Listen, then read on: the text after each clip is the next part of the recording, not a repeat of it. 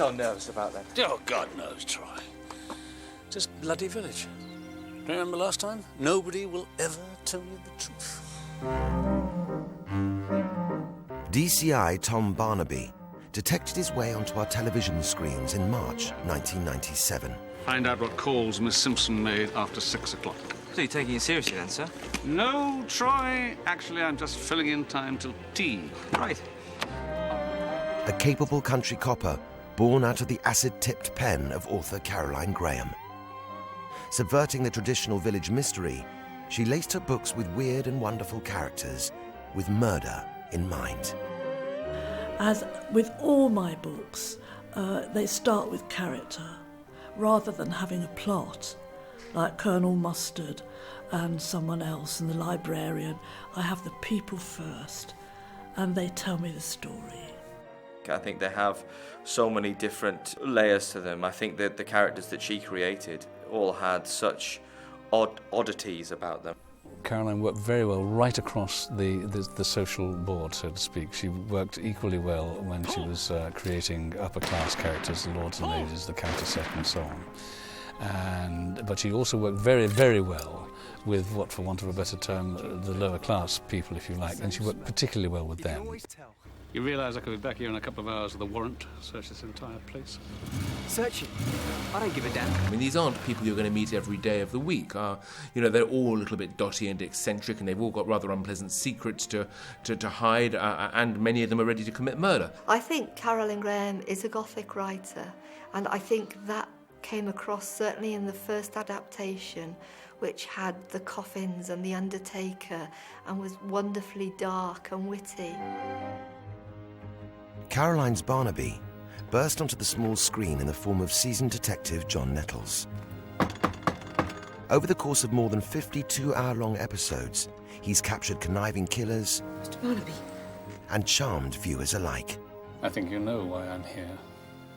He works mostly methodically, legwork mostly, and occasionally by a hunch. But there's nothing particularly special about him. That's his quality. He's a thinker. He's putting it together in his mind. And you as audience can possibly work it out as well, but he's sorting it out all the time, and that's very pleasing to watch. I think he's 90% application and 10% telepathy. He's very thorough. He looks at every situation. He'll always go through everything methodically. But then there's always one moment of inspiration. What did you just say? I just said that... I'm sorry, Miss Beauvoisin. Joyce. Kelly. There's something very interesting about the way he charms his suspects. Caroline Graham penned just 7 crime novels featuring Barnaby and his sidekick Sergeant Troy. 5 were adapted for television before writers went on to script dozens of original stories. Remaining true to the book's country roots, producers have painted a picture of English rural life with a twist in murderous Midsomer. My take on Midsomer is, why the hell don't people just leave this place? Everybody's dying. Get the hell out of there. It's crazy. You know, there's somebody dying every week. I know it's not pleasant to think of a death in the village, but life goes on. People talk about Midsomer as this sort of murder capital of England. You know, the entire population must have gone by now. So, I mean, people always come up to me in the street and they say, God, a lot of people die in that village, don't they? My God, you wouldn't move there. I bet house prices are all right. Oh, you wouldn't want to live there. Oh, you wouldn't want to live there, all those murders. But, you know, they've got the most successful detectives in the world. You know, they have a 100% clear-up rate. Looks as though we've got our man, sir. Let's try.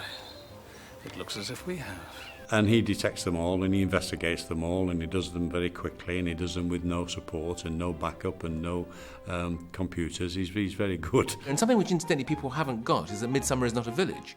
Midsomer is a county with a whole range of villages in it. So it's not as if there's one little place in England where there's a very, very high body count.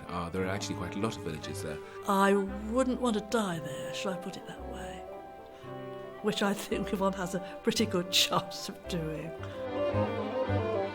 Coming up, Caroline's pen proves mightier than the sword. Barnaby as a page-turner. This is it here, sir. Really, Troy? I'd never have guessed. On the 23rd of March 1997... Morning, Tom.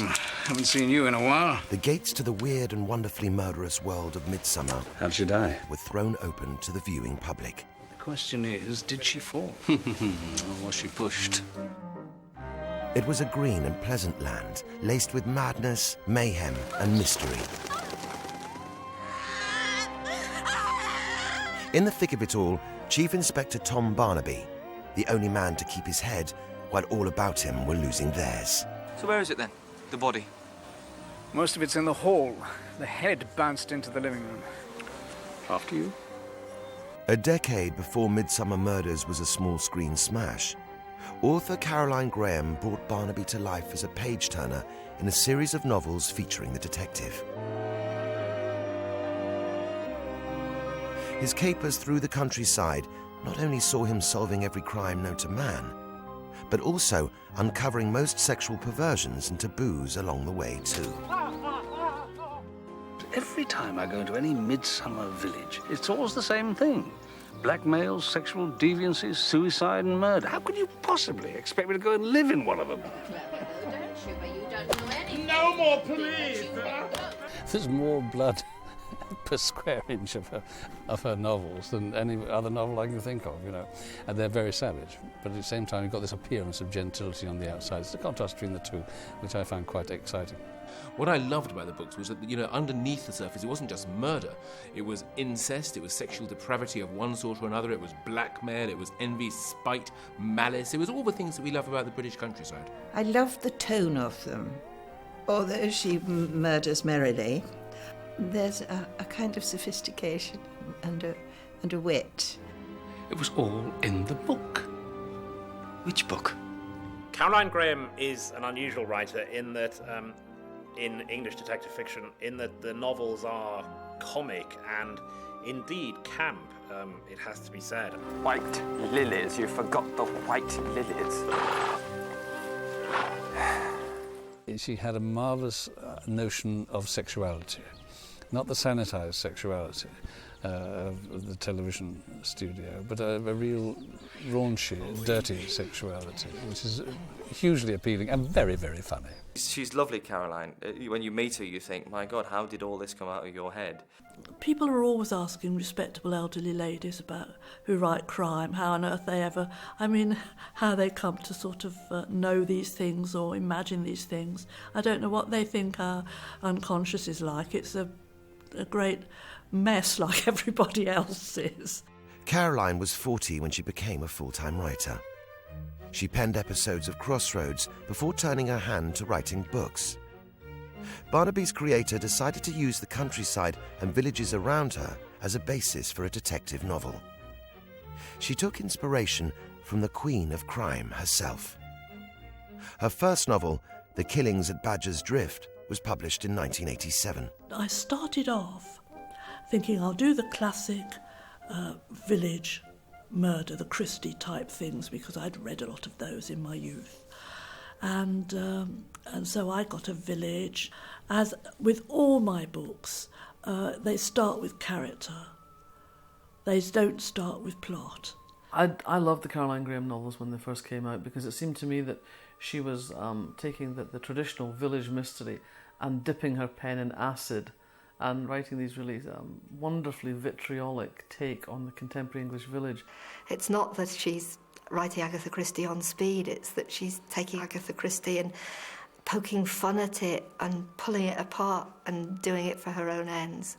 Quite honestly, I imagine nearly everything, but I feel if I've simply researched something and then I go and write it down in a book, I feel that's kind of cheating. And I know that's a slightly bizarre attitude, but I feel it's the importance of the imagination for a writer that matters, rather than how capable they are at looking up things. There's a nice contrast in her work which I found very appealing, which has to do with the beautiful nature of the English countryside and the country village, the English village, the archetypal English village, and the savagery of the crimes. Caroline's books have all the qualities of the traditional English cosy whodunit.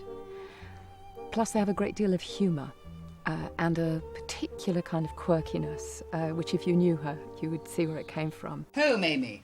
Actually, Honoria, What? I was thinking... Really? I didn't think you could manage that on your own. I think she's very funny, both as a person and as a writer. And, I mean, God knows there's plenty of room for humour in the genre. Iced sombrero, Constable? No, thank you. And I'm a sergeant. I was asked in an interview, do you think you're the best crime writer since Agatha Christie? And I said, well, if I am, I'd like to know who's got the money.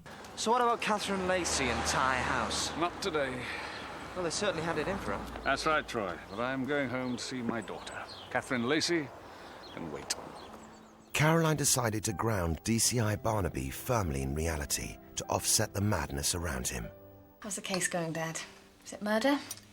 Certainly hard work. Crime fiction is so full of policemen overloaded with angst who are either drunk or sort of mad about strange things or desperately disappointed in love or don't get on with their children. So I thought I will have a middle-of-the-road, decent, honest copper, happily married, with a daughter that he loves, is proud of. Why do I get the feeling that everyone is lying to me? Everyone.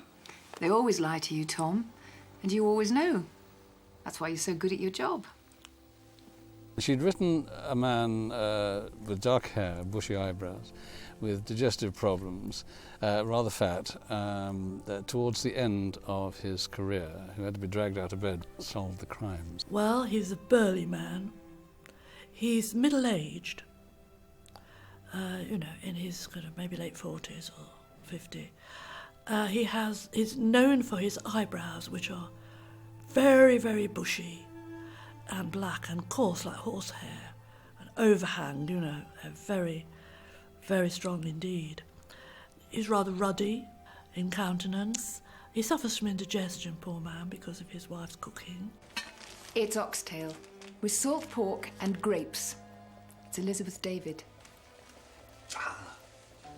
I liked very much the fact that it had a detective in it who was such an ordinary, happy man, not like so many television detectives, the bitter divorcee or widow or whatever. I liked that very much. I also liked the fact that Troy in the books was so unpleasant. He's a ginger-haired guy in his early to mid-30s with wearing all leather, and he's every ist you can possibly think of. He's racist, sexist, homophobic. He's awful. And but he works really well within the confines of the novel. And Troy is just violent in the books. But violent in a way you quite enjoy. He's just if there's a sort of crass thing to say or do, Troy will do it in the books. What was the name of that secretary? Bouncing Barbara.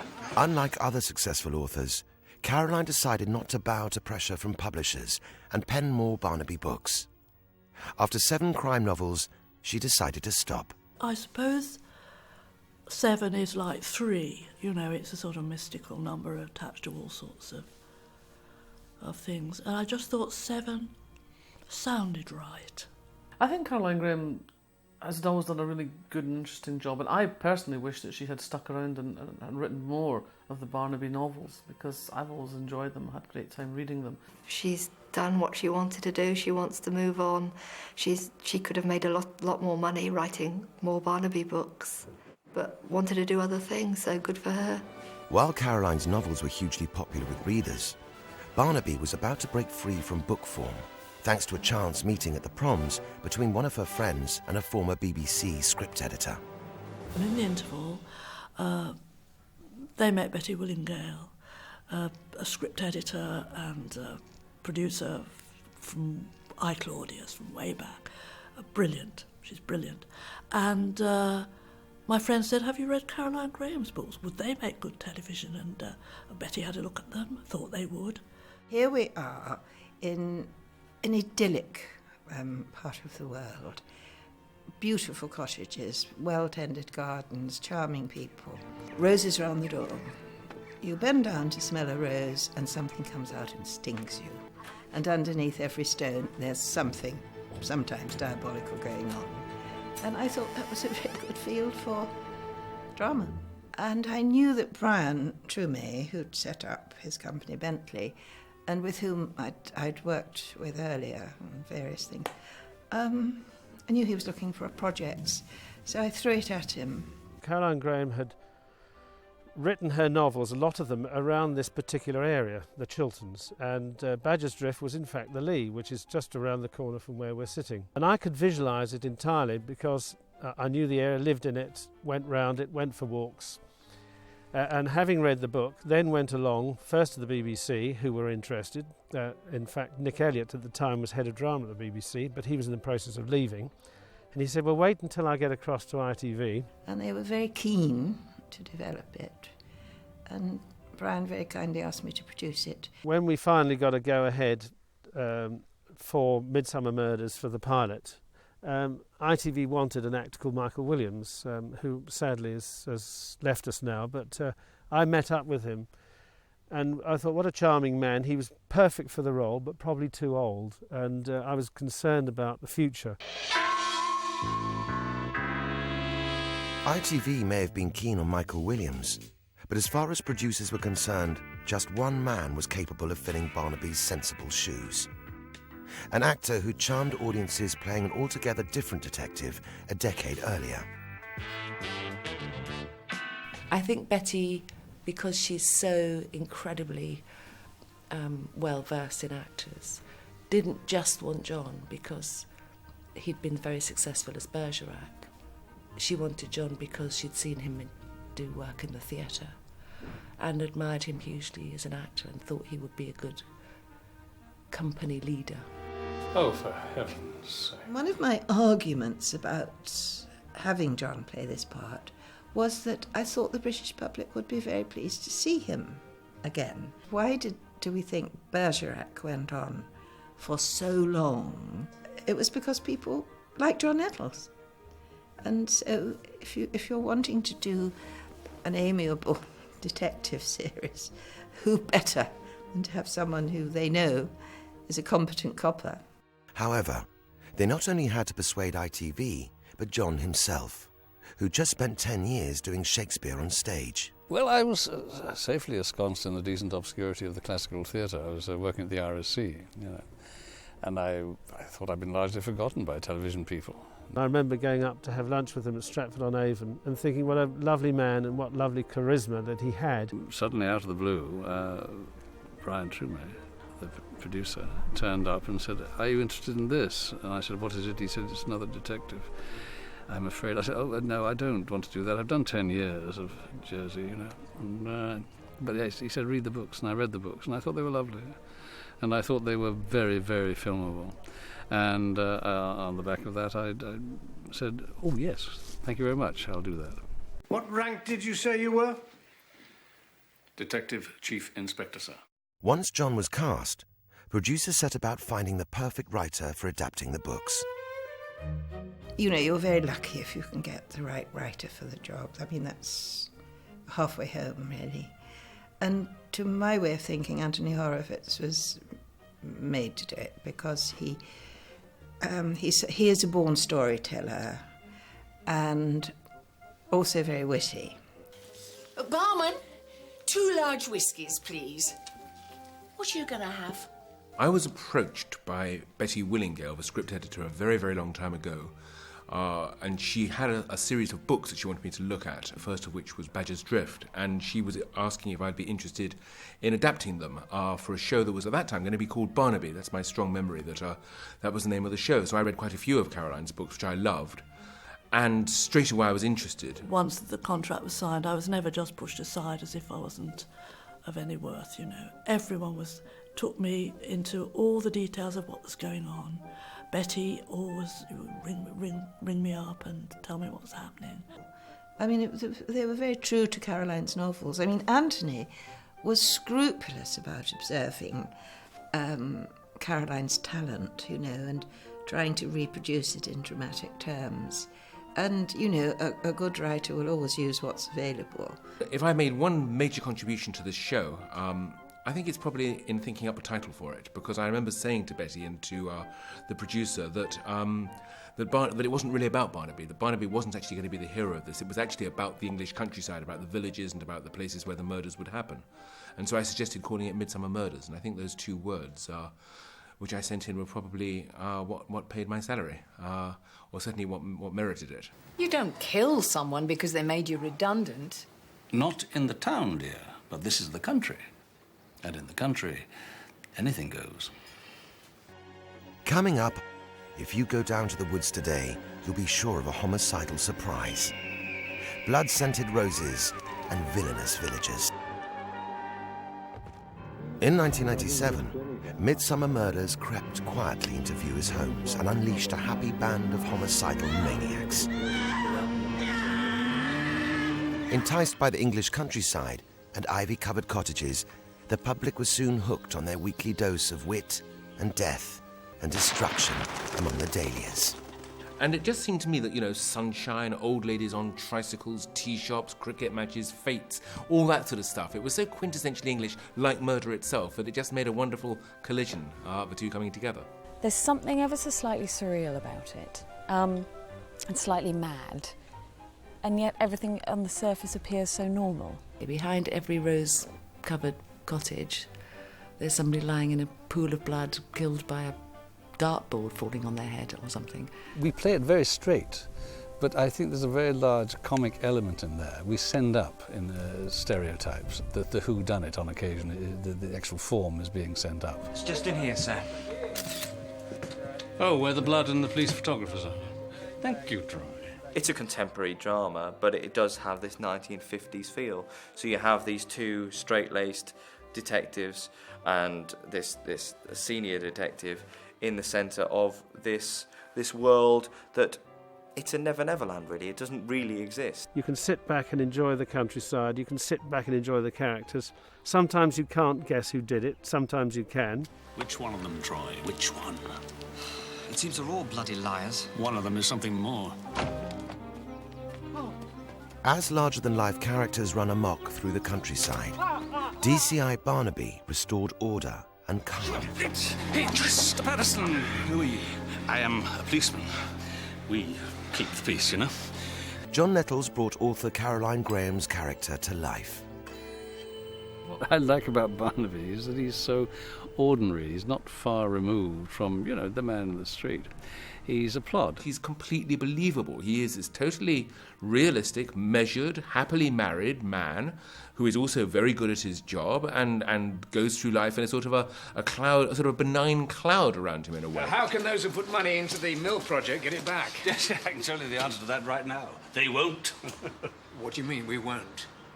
He makes a man who doesn't really have many faults and failings incredibly attractive and incredibly interesting. And if I were 40 years younger, I'd take a real flyer at you. If you were 40 years younger, Miss Malfrey, I'd charge you with supplying cannabis. John has this amazing charisma, and when he comes on the set, he lights the screen up. The main thing about it is John, is the fact that he's such a good guy. He's he's warm and generous, kind, not precious. You think I'm in very safe hands here? I'm going to be told a really good story. He is the way in for the audience, and the fact that they like and believe in that character means they will put up with all kinds of bizarre happenings. Question, sir. What the hell are we doing here? We are being polite, Troy. At least I am. As a Chohan at the first ray. Now I can only see John Nettles when I think of Barnaby, because he's so perfect in the part. Although producers decided to make Barnaby more central to the action on screen than he was in the novels, his character remained largely true to his literary roots. Sergeant Troy, however, was a very different story. His sidekick was a bit of a fascist and a bit of a thug, in the books. These things nailed on? I thought this would be extremely boring week after week and wouldn't be the kind of relationship that viewers would warm to. I knew that I had to cast the rather genial, likeable Troy in Anthony's script, and not the rather unpleasant redhead that's in Caroline's book. Daniel Casey was great to write for as Troy. Very good fun, very quirky character. I really must go. Duty calls. Oh. Even though that cake is begging me to stay. You can't go yet. You must taste my prune nipples. With Troy, it was, I don't know, I gave him a naivety, I think. What I wanted to keep hold of was the fact that he did have hang-ups, that he did have prejudices, and I think that helps because he can't hide those prejudices. Couple of old dykes, eh? You don't really have a soft pedal when it comes to the English language, do you, Troy? Spade's a spade, sir. Shish. I think it was important that Troy was quite a bit younger than Barnaby and very likeable. There was just a sort of sweetness about him and his sort of bumblingness and the sort of the mistakes he made, and he was trying so hard, and this sort of, again, the sort of quirky humour of it. You have taken the driving course, have you, Troy? Yes, sir. 4 or 5 times. He's almost like a naughty Labrador in a way. You know, he bounds into places and opens his mouth and you can see Barnaby cringing and thinking, oh, for goodness sake. They're both in there, sir, only upstairs. Oh, I think they're at it. On the 23rd of March 1997, the pilot episode, The Killings at Badger's Drift, was broadcast on ITV.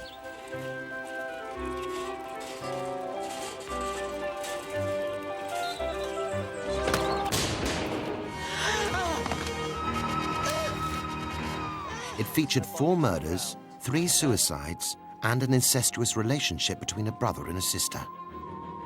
Caroline Graham's literary characters leapt off the page. You've got it all wrong, Chief Inspector. All wrong. That episode, directed by the late Jeremy Silverstone, set the tone for the whole series. Jeremy Silverstone did a brilliant job in styling the show and in giving it that sort of the pace, the tranquility, the warmth and the wit.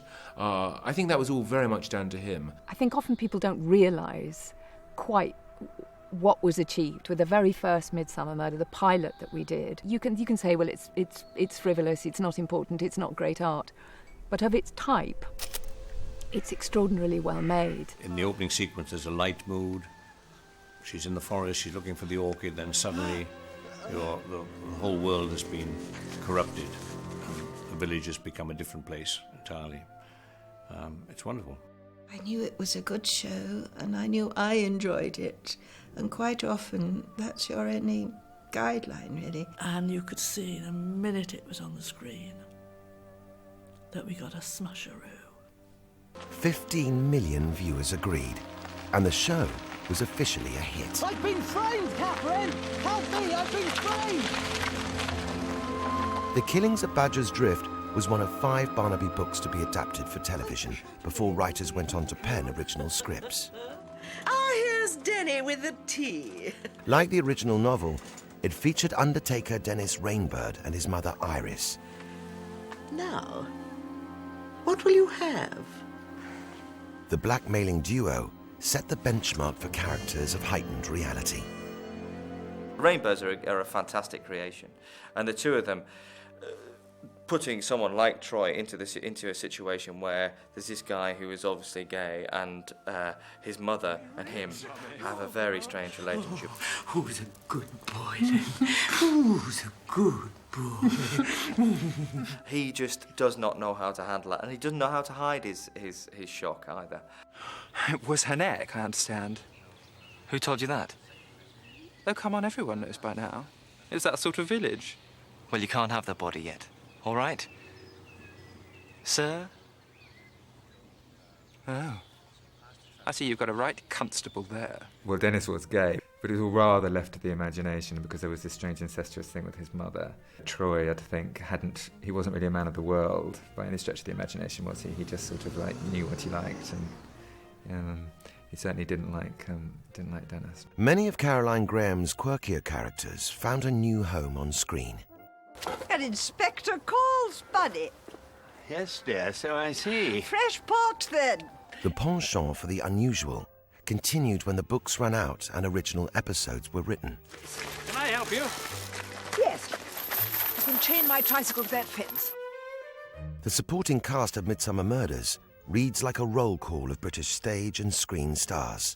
Which is what Midsomer Murders is for. It's for English character actors and straight actors to come along and show off what they can do.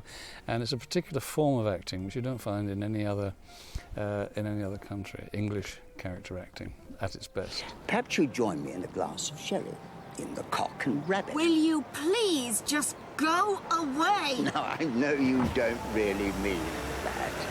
I'm not sure there's a single actor left in the country who hasn't appeared now in Midsomer Murders in one form or another. It is almost like a sort of a giant rep company. The great thing is, I mean, British actors, we play eccentrics very well. And especially the people who we've had in the shows. Mr. Barnaby, is it? Or should that be Chief Inspector? Oh, Tom, please. This is my wife, Joyce. Well, we had Richard Briers as a seemingly innocuous, well-meaning vicar. That's looking really good, Charles. Thank you. Who turned out to be the murderer, and he'd bumped off 5 people.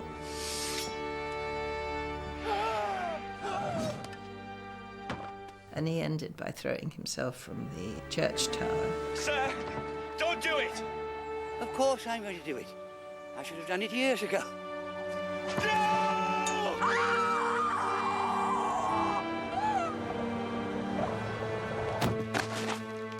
So that was a bit of a change for Richard Briers, really. And only in the county of Midsomer would you see George Baker playing warring twins. Right, what can I do for you, gentlemen? He was lovely. He was great. He was evil twins, which is just, it's such a great whodunit thing, you know, and I think he really enjoyed doing it. Oh, come on, leave it! Come on! Let go! Leave it, maggot! But it was quite fun. Killing yourself. You think you've done him a favour? You think good? He's going to be a free man at last. You know what? He'll never be free! The show itself has a never-ending demand for quality actors. Isn't it a bit early for that? No, I'm awake. 45, 50 episodes, 20 actors. That's a lot of actors. In many cases, leading actors that we've got through. This has led to the welcome return of a few familiar faces. Among them, Elizabeth Spriggs and Richard Cant. They were the beginning of the recycling of the actors as well as the locations, and of course they were the Rainbirds originally in Badger's Drift, and it was lovely to have them back. I mean, it was very flattering, I think, for Liz and I, because it they kind of made that work to get us back in, and so she was playing her own sister and I was playing my own cousin, who was quite different. They were quite different. Different but the same, you know, similar enough for people who may have seen the first episode to think they seem strangely familiar.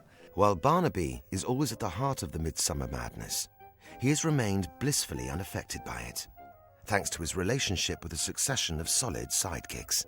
Now, Troy, I think I'd like to take a closer look in here. What? You going without a warrant? Isn't that a bit, No problem, Troy? No, just glad I didn't suggest it. If anyone finds us, you did. It's a narrative device, basically. That's what it is. I mean, it's very good if you get 2 coppers together. They can talk about the case and thereby tell the audience what's going on. Although Sergeant Troy was the only sidekick to appear in Caroline's novels, Sir. Over the years, Barnaby has deliberated and detected alongside 3 sergeants: Troy, Scott, and now Jones. And you are? Constable Jones, sir. Constable Jones. You don't necessarily need it in a book because the person can be thinking and the writer can just write out what their thoughts, but on the screen, he's got to have somebody to talk about it with, you know. No, don't move. What is it? Use your eyes, Troy. I found that, you know, Troy was often, you know, alongside the audience, maybe a little bit behind them sometimes, but, you know, working things out, and Barnaby's drip-feeding him little clues and saying, well, what about this and what about that? Grass flattened, brambles broken. What, you think someone's been having it away? Is that what Emily Simpson saw? 2 people bonking? Oh, sorry. And so, you know, he did develop his detective skills, and I think it was very much a pupil-mentor relationship with Troy and Barnaby, I think. So he is lying?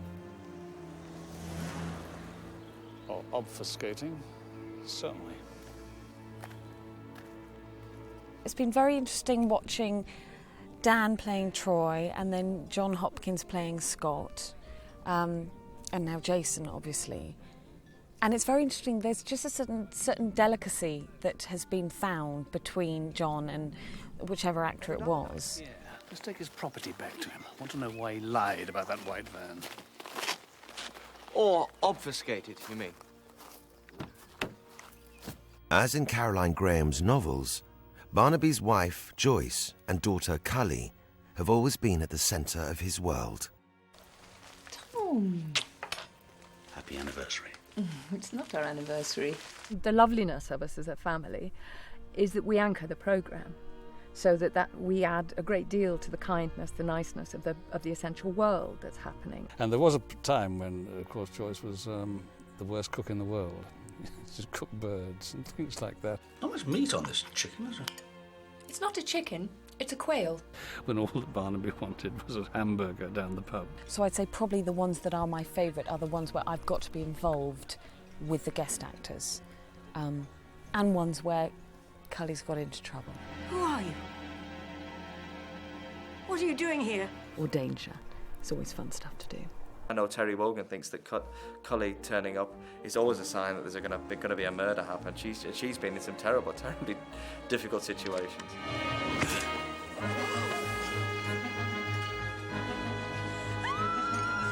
Those are the fun ones, you know, when I'm not just standing in the kitchen burning toast, you know, when I get let out and get involved in it, then that's real, that's good fun. Oh my God. Joyce is the unluckiest woman in the world. She goes to an amateur dramatics and someone has their throat slit.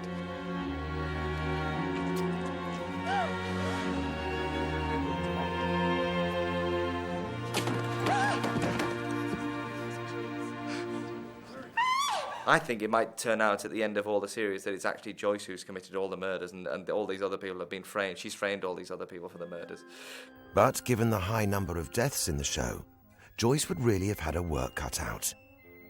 The body count stands at more than 140. Many of the killings inventive beyond belief. I'm a great fan of Jacobean drama, which has very elaborate methods of death and lots of death. The Elizabethans did enjoy their blood and guts.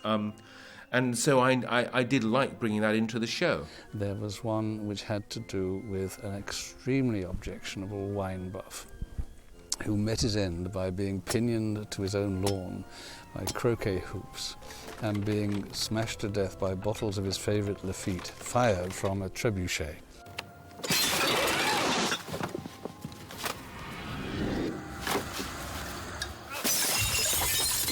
My God! It's a 78 Marco! While his wife, who was confined to a wheelchair, directed operations from above. Can I suggest about 5 degrees to the left? I thought that was the most witty thing in the world.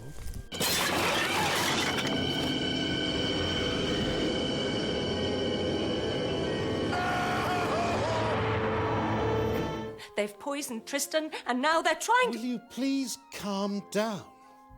No one is trying to kill anyone. Death by drinks cabinet. What a fantastic way to go. You know, he opens his drink cabinet and it falls on top of him.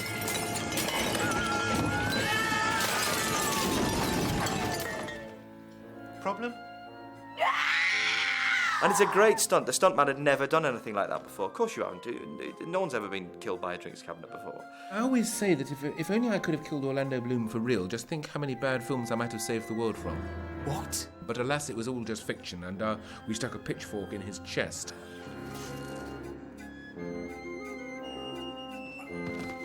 And of course, it's absolutely ridiculous that many people get murdered in the space of 2 hours.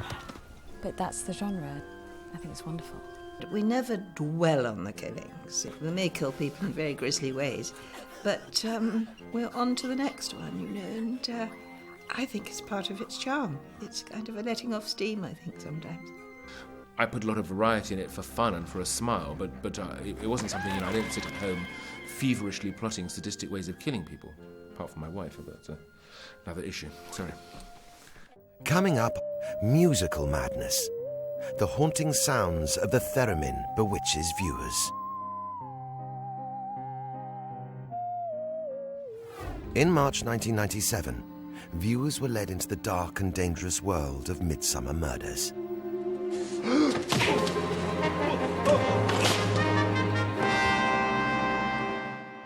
Solving a succession of grisly killings, DCI Tom Barnaby exposed the sinister side to village life and its inhabitants. Sir, you better come and take a look at this. You're not going to believe it? On the contrary, Troy, I rather think I will. That world can change mood in an instant, thanks to composer Jim Parker's music. He has helped to lift author Caroline Graham's characters off the page, and sometimes composes up to 50 pieces every episode. I mean, the first thing you do, really, if it's a new series, the big thing is to find a theme tune, really. That's the thing.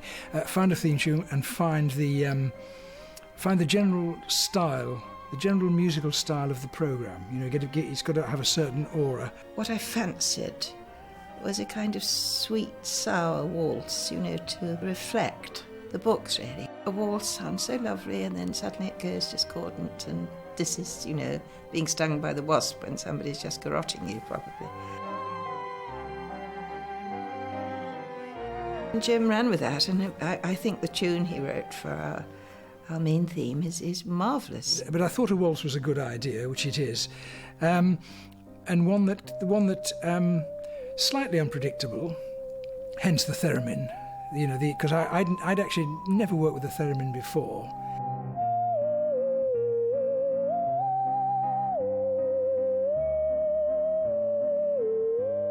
Well, the theremin was invented in 1920, actually, by Professor Lev Theremin, a Russian scientist. It's the very first electronic instrument. The theremin is not a synthesizer. It makes its own individual sound, and it doesn't try to emulate any other instrument. The theremin played low is a very interesting sound. It's a bit like the human voice, actually.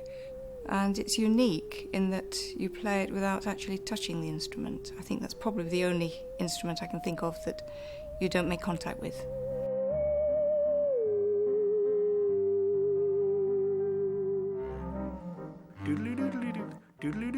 Absolutely, yeah. It's so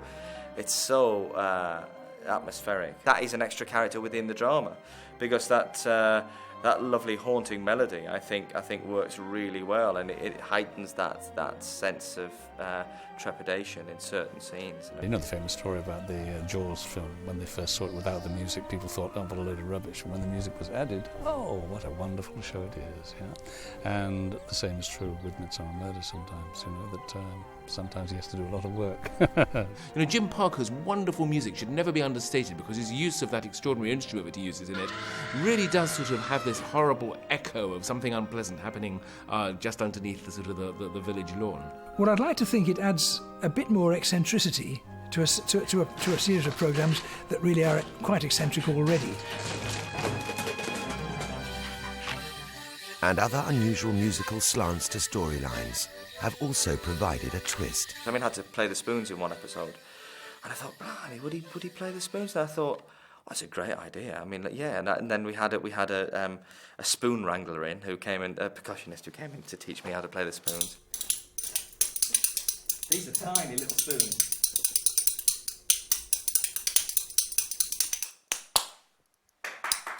Thank you very much. In September 2006, the 50th instalment of Midsomer Murders was screened on ITV. Although just 5 of Caroline Graham's novels were adapted for television, originally written episodes have retained the tone of the books.